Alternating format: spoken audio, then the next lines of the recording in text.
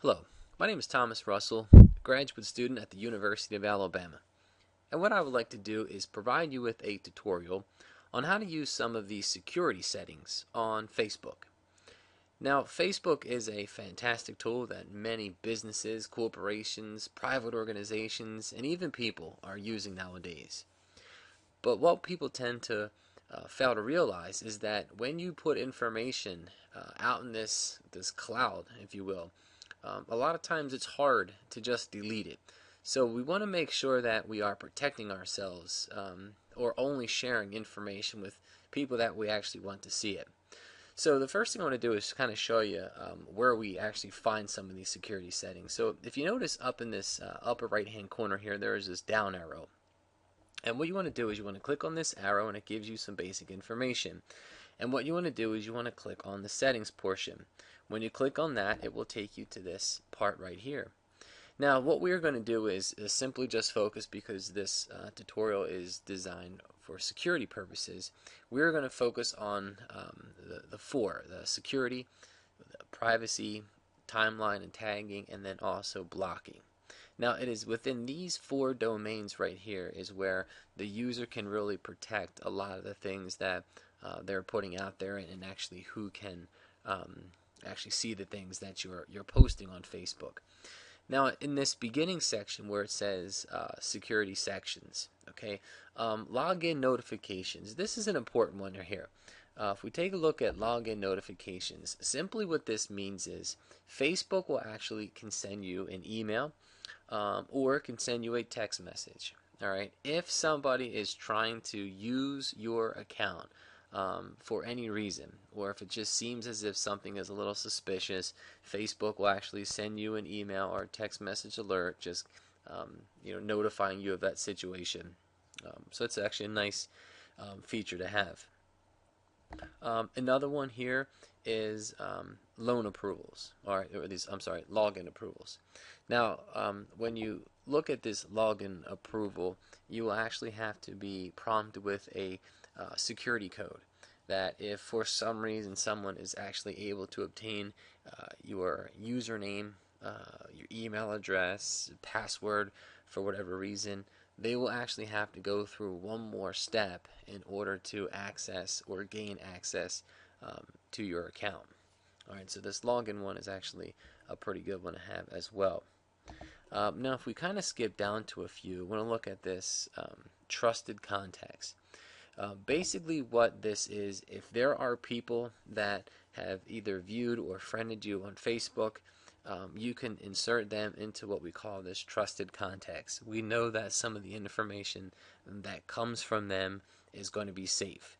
Alright, it's kind of similar to some of the emails you may receive if it comes from a third party, maybe Microsoft or Gmail, something like that doesn't necessarily recognize it, but you can put that specific person in your trusted contacts as well. They also have one for trusted browsers, things that you may go out in the World Wide Web and look at. Now the next one is privacy, and this is a real big one.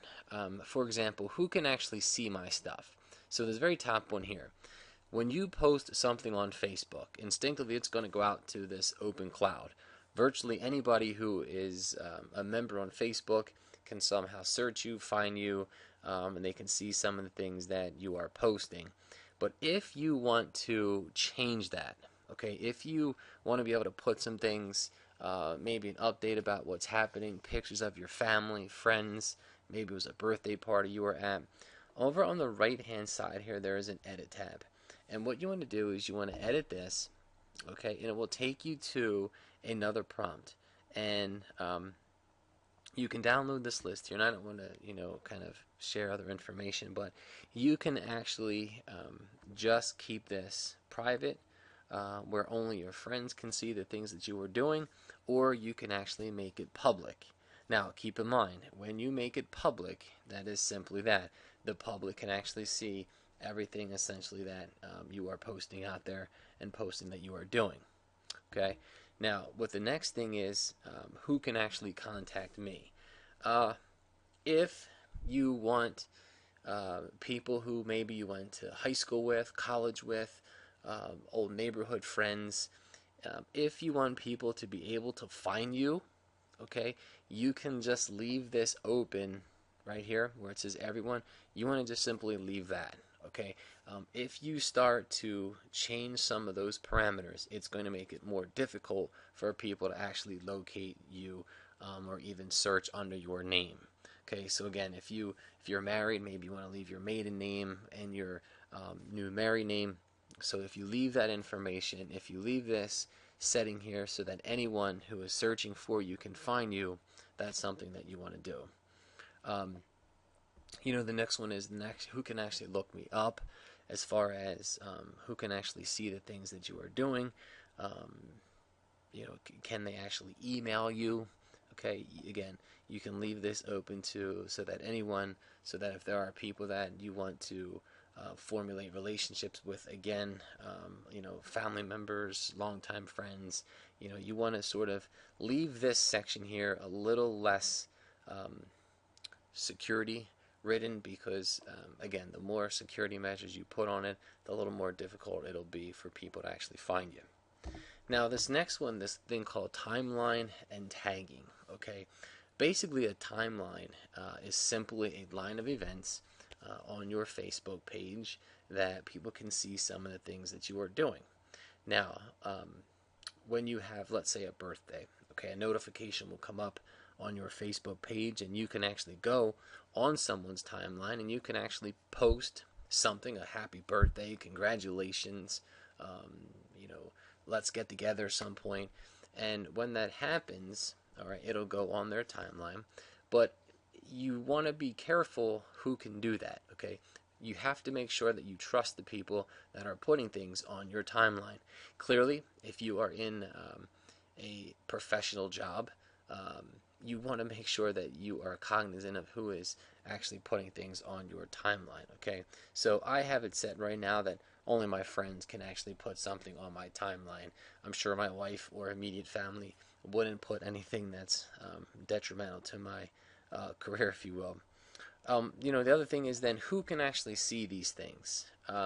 Basically, you have a few choices here.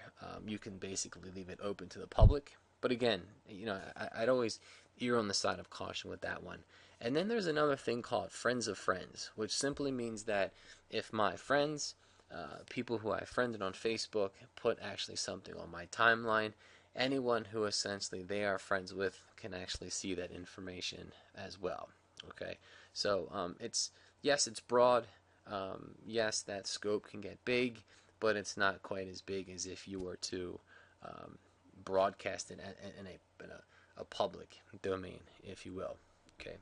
Now there's a fourth one here I want to take a look at, and this one is actually called blocking.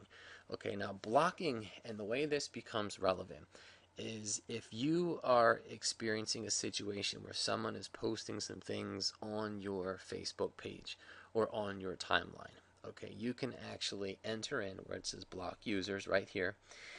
You could simply just type in, stuff here, but you can type in their email address and then you could just hit block.